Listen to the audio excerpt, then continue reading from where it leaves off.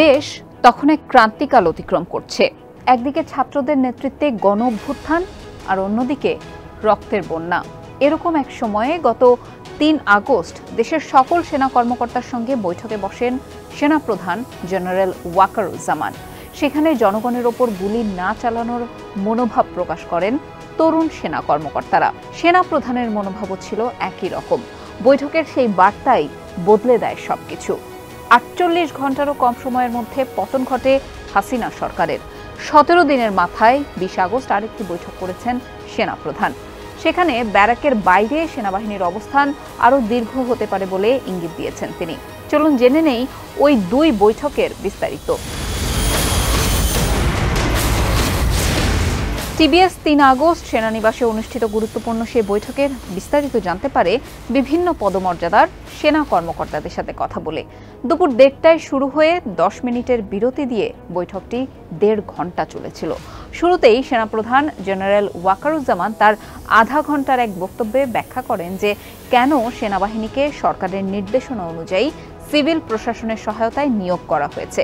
তিনি বলেন, সরকার যদি সেনাবাহিনীকে সংকট মোকাবেলায় নিয়োজিত করে তাহলে তারা সেই আদেশ মানতে বাধ্য। তবে তিনি যোগ করেন যে তার সেনারা কাউকেই হত্যা করেনি। পরিস্থিতি নিয়ন্ত্রণের জন্য কতগুলি ফাঁকা গুলি চালানো হয়েছে তার পরিসংখ্যানও তিনি বৈঠকে তুলে ধরেন। এক পর্যায়ে সেনাপ্রধান প্রয়াত কণ্ঠশিল্পী আয়ুব বাচ্চুর ২টি গানের লাইন উল্লেখ করেন। একটি গান ছিল ব্যাচেলার সিনেমার আমি তো প্রেমে পড়িনি, প্রেম আমার ওপরে পড়েছে, যা দিয়ে তিনি বোঝাতে চেয়েছিলেন যে তিনি কোনো ঝামেলা ডাকেননি, বরং ঝামেলা নিজেই তার এবং তার সেনাবাহিনীর সামনে এসে পড়েছে।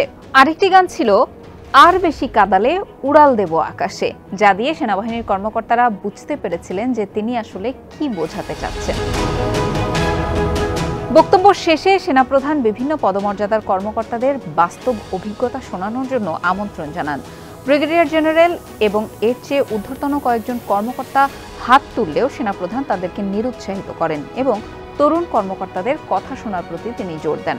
একজন লেফটেন্যান্ট কর্নেল টিবিএসকে বলেন, এতে কয়েকজন ঊর্ধ্বতন কর্মকর্তা কিছুটা হতাশ হলেও জুনিয়র কর্মকর্তারা তাদের মতামত প্রকাশ করার সাহস পান। ৬ থেকে ৭ জন কর্মকর্তা নিজেদের বাস্তব অভিজ্ঞতা শোনান।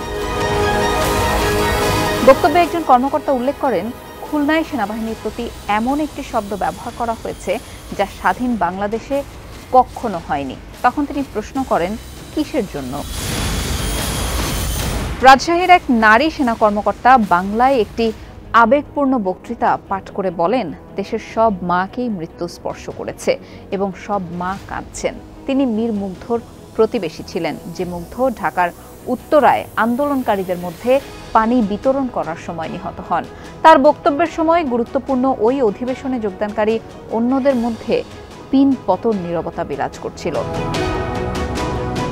ঢাকার মোহাম্মদপুরের একটি গুলির ঘটনা সামাজিক যোগাযোগ মাধ্যমে ভাইরাল হয়েছিল। ওই ঘটনার সঙ্গে সংশ্লিষ্ট একজন ক্যাপ্টেন বর্ণনা করেন যে কিভাবে কর্তব্যরত সেনা সদস্যদের জনতা ঘিরে ধরেছিল এবং তাদের নিজেদের নিরাপত্তার জন্য গুলি চালাতে হয়েছিল। তিনি বলেন যে তিনি তার নিজের পরিবারের সদস্যদের থেকে এবং তার বন্ধুদের থেকে, প্রিয়জনদের থেকে অনেক সমালোচনার শিকার হয়েছিলেন। তারা সবাই ওই ভিডিওটি দেখেছিলেন এবং সেই ক্যাপ্টেন তখন আরও যোগ করেন যে এই ঘটনার পর তিনি তার ঘনিষ্ঠ আত্মীয় স্বজনদের সমালোচনার মুখে পড়েন এবং এক হতাশাজনক পরিস্থিতির মুখোমুখি হন। সম্ভবত তার হতাশা দেখে তার মন ভালো করার জন্য তার স্ত্রী বলেছিলেন যে ভিডিওটিতে দেখতে তাকে সুন্দর লাগছিল। তখন বৈঠকে একটু হাস্যরসেরও সৃষ্টি হয় বটে।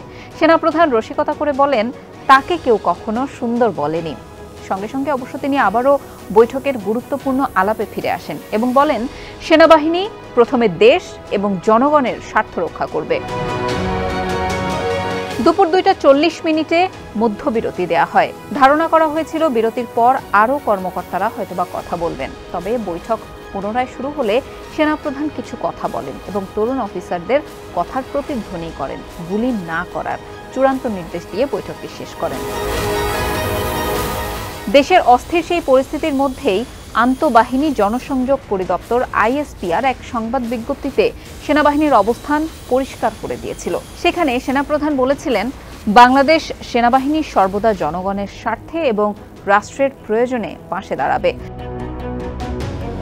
তবে রাষ্ট্রের স্বাধীনতা ও সার্বভৌমত্বের জন্য গোয়েন্দা কার্যক্রমের উদ্দেশ্য তৈরি করা একটি বিশেষ সংস্থা, যেটি আগের সরকারের আমলে একটি দমনমূলক যন্ত্রে পরিণত হয়েছিল, সেই সংস্থাটি থেকে শুধু আইএসপিআর এর সংবাদ বিজ্ঞপ্তি ছাড়া ৩ আগস্টের বৈঠক নিয়ে কিছু লিখতে বা প্রতিবেদন তৈরি করতে নিষেধ করেছিল।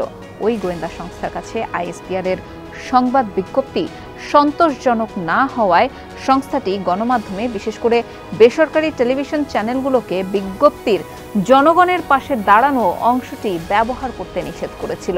কিছু টেলিভিশন চ্যানেল সেটা মেনে সেনাপ্রধানের বক্তব্য বিকৃত করে প্রচার করছিল। তবে এর পরেও ঠেকানো যায়নি হাসিনা সরকারের পতন। হাসিনা সরকারের পতনের ১৫ দিনের মাথায় আবারও অফিসার এবং জওয়ানদের সঙ্গে বৈঠক করেছেন সেনাপ্রধান ওয়াকারুজ্জামান।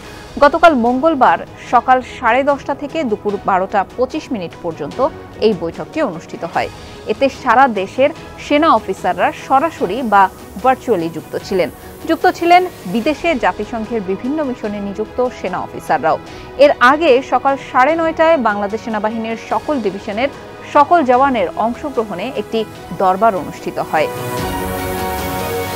অফিসার্স অ্যাড্রেসে সেনাপ্রধান বলেন, বাস্তব পরিস্থিতি বিবেচনায় বেসামরিক প্রশাসনের সহায়তার জন্য ব্যারাকের বাইরে সেনাবাহিনীর অবস্থান কিছুটা দীর্ঘ হতে পারে। তিনি বলেন, সেনাবাহিনীর দ্রুত প্রত্যাহারের ফলে আইন শৃঙ্খলা পরিস্থিতির অবনতিও ঘটতে পারে।